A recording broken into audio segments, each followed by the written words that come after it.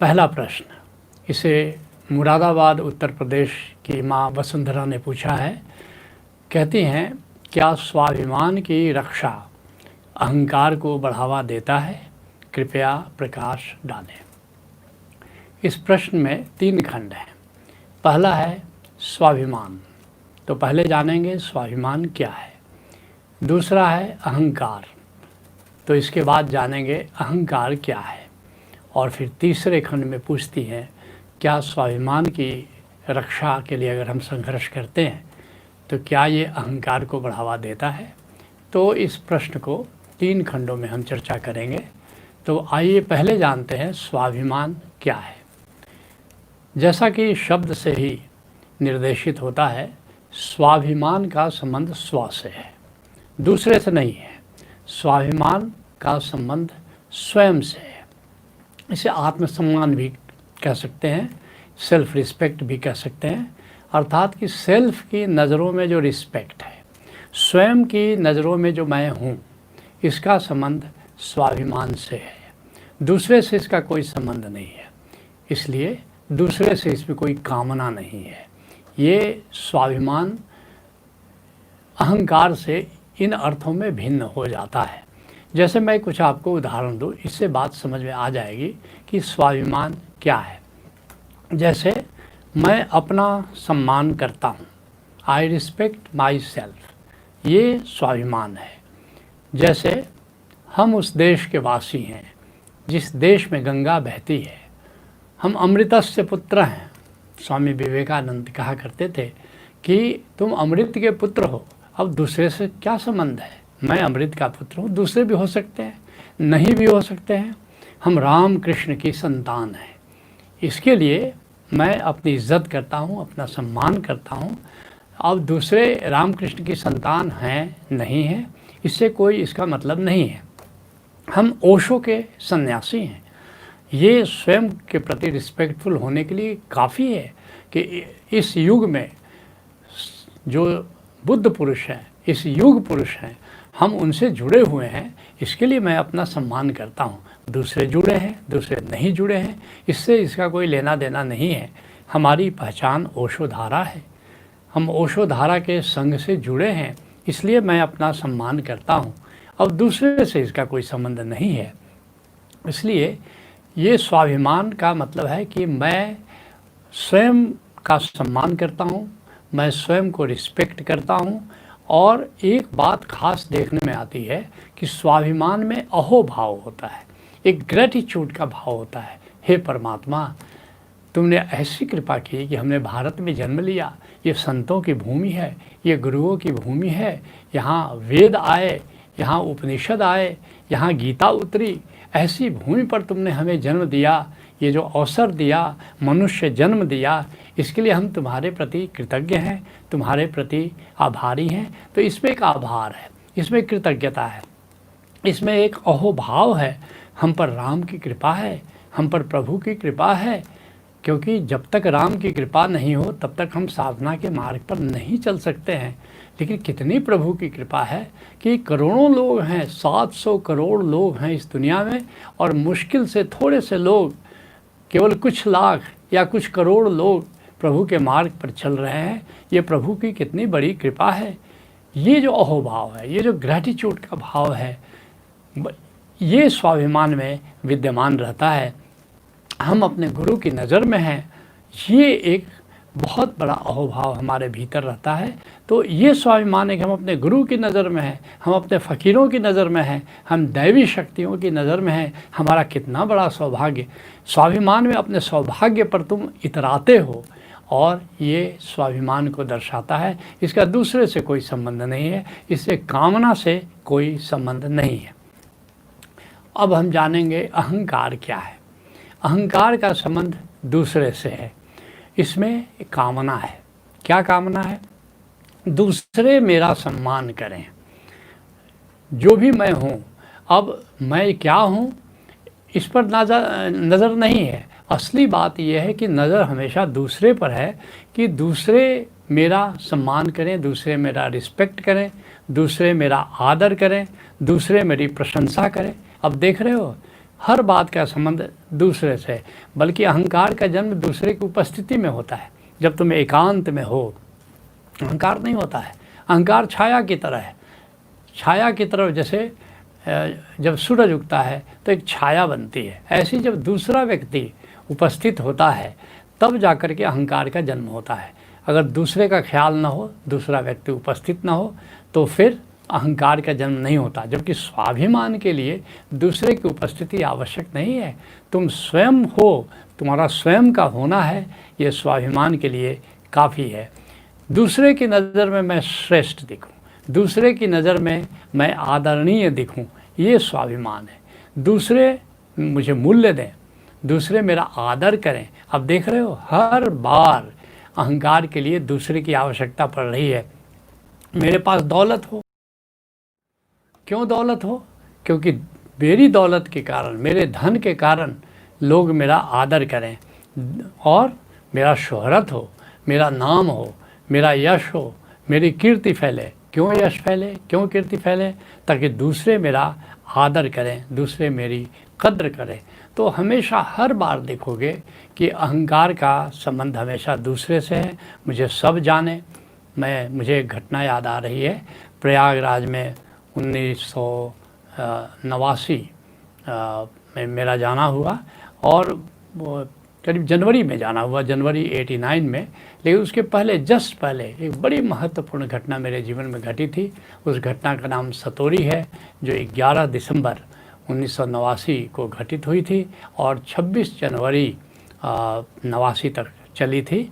तो 11 दिसंबर 88 से 26 जनवरी 89 तक ये इसका असर था। और जनवरी में मेरा प्रयागराज जाना हुआ, कुंभ लगा हुआ था। महायोगी पायलट बाबा के कैंप में मेरा डेरा था, और महायोगी पायलट बाबा ने देखते ही कहा, मेरी मस्ती को देखते हुए कहा कि भगवान, ऐसा लगता है कि आपके साथ बुद्धत्व की घटना घट चुकी है। मैंने कहा कि बाबा, बुद्धत्व का तो मुझे पता नहीं, मगर एक बात ज़रूर है कि एक ऊर्ध्वरेता हुआ हूँ, कुंडली जागरण घटित हुआ है, सटोरी घटित हुआ है, ऐसा कह सकते हैं। और पायलट बाबा ने कहा कि ये ऊर्जा के रिस्पेक्ट में बुद्धत्व है। और फिर उन्होंने ऑस्ट्रेलिया से आए हुए कुछ लोगों को भी बताया, और उन लोगों ने मुझे राज़ी कर लिया कि मैं ऑस्ट्रेलिया जाऊं, वहां जाकर के अध्यात्म का, योग का प्रचार करूं।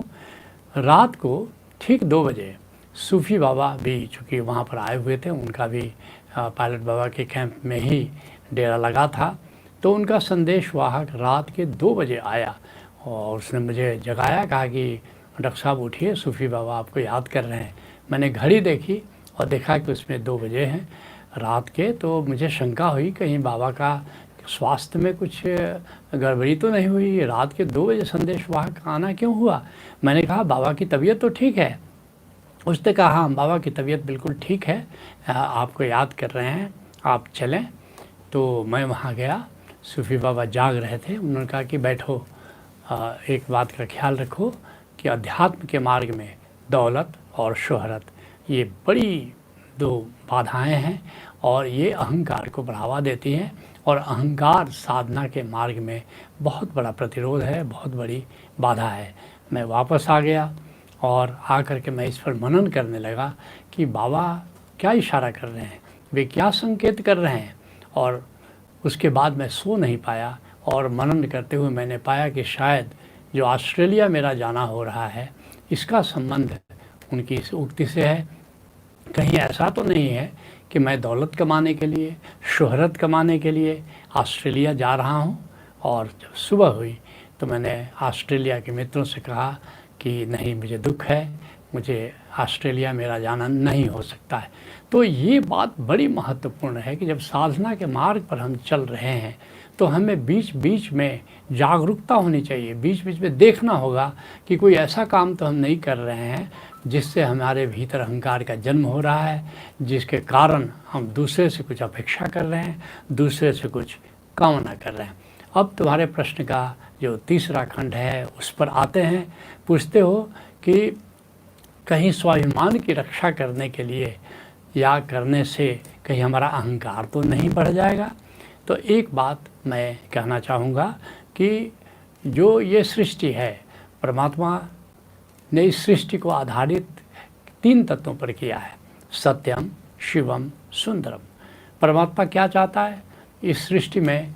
वो सत्य हो, न्याय हो, वो ट्रूथ एंड जस्टिस का प्रमोटर है। तो निश्चित रूप से हम सब का कर्तव्य बनता है कि गोविंद की सेवा करें।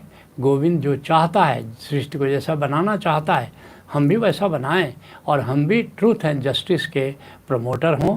तो सत्य और न्याय जहाँ भी घायल हो रहा है उसके लिए संघर्ष हमको करना है। अगर हो सके तो जहाँ भी अन्याय हो रहा है, जहाँ भी असत्य हो रहा है, उसको रोको, और अगर रोकने की सामर्थ्य नहीं रखते हो तो कम से कम टोको। मुझे एक घटना याद आ रही है।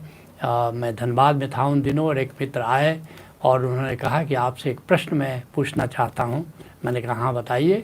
उन्होंने कहा कि जब रावण ने सीता को चुराया तो जब हनुमान लंका गए तो उन्होंने सारी लंका को क्यों जला दिया? मैंने कहा कि निश्चित रावण ने सीता को चुराया, लेकिन बाकी लंकावासी क्या कर रहे थे? सब चुप थे, सब तमाशा देख रहे थे। एक विभीषण में केवल हिम्मत हुई, एक विभीषण ने केवल साहस किया कि जाकर कहा कि भैया ये उचित नहीं है, किसी नारी का अपहरण उचित नहीं है, और उस पर से जगत जाननी सीता का आपने अपहरण किया है, यह आपके लिए उचित नहीं है। वो रोक नहीं सका, लेकिन कम से कम टोका तो, माना कि इसलिए रावण ने उसकी पिटाई की, उसकी बेइज्जती की, लेकिन कम से कम विभीषण ने इतना ही हिम्मत तो की, इतना साहस तो किया, कम से कम जाकर के टोका तो। इसलिए लंका पूरी जली, क्योंकि समय शेष है नहीं पाप का भागी केवल व्याध, जो तटस्थ हैं समय लिखेगा उनका भी अपराध। अपराधी तो अपराधी है, चुप्पी भी गलती आधी है। जो अपराध करता है वह व्यक्ति तो अपराधी है ही, उसने तो गलती की ही है, लेकिन बाकी लोग जो मूक रह करके, मौन रह करके तमाशबीन की तरह तमाशा देखते रहते हैं, वह भी एक तरह से उस अपराध में शरीक होते हैं। इसलिए जहाँ भी सत्य घायल हो, जहाँ भी न्याय घायल हो, निश्चित रूप से हमें उसका विरोध करना है, उसके लिए संघर्ष करना है। और ये अहंकार के कारण नहीं, ये स्वाभिमान के कारण, अपने कर्तव्य के कारण, अपने उत्तरदायित्व के कारण हमको करना ही है। दिनकर ने इसके लिए बहुत बढ़िया बात कही है। अधिकार खोकर बैठ रहना यह महादुष्कर्म है, न्यायार्थ अपने बंधु को भी दंड देना धर्म है। इस बात पर ही कौरवों का पांडवों से रण हुआ, जो अंत में जाकर महाभारत का कारण हुआ। तो इसलिए निश्चित ही हमें संघर्ष करना है, लेकिन संघर्ष अपने अहंकार के पोषण के लिए नहीं करना है। ये संघर्ष हमको अपनी कामना की पूर्ति के लिए नहीं करना है, बल्कि सत्य और न्याय की, धर्म की स्थापना के लिए करना है।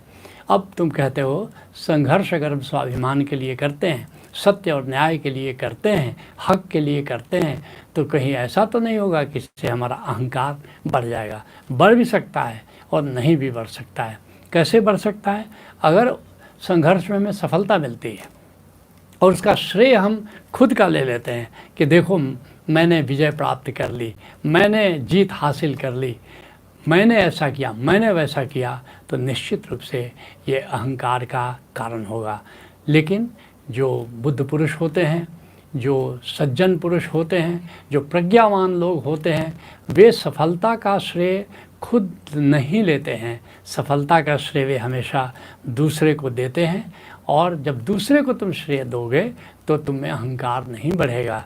जैसे मैं तुमको उदाहरण दूँ, भारत आज़ाद हुआ और सारी दुनिया, सारा भारत महात्मा गांधी को इसका श्रेय दे रहा था। खुद राजा राधिका रमन प्रसाद सिंह बहुत बड़े साहित्यकार हैं, बिहार के हैं, कहते हैं कि गांधी की टोपी और खादी की लंगोटी ने अंग्रेज़ों की भखौटी उतार दी।